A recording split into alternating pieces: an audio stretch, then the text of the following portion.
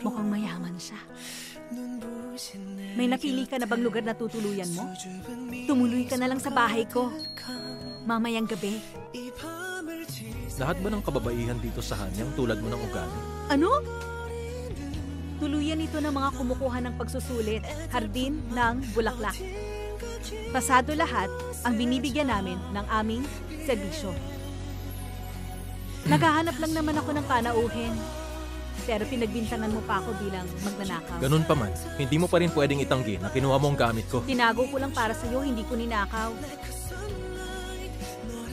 Nung maulila siya, wala nang pwede maghanap na mapapangasawa niya. Kaya dalaga pa siya hanggang ngayon.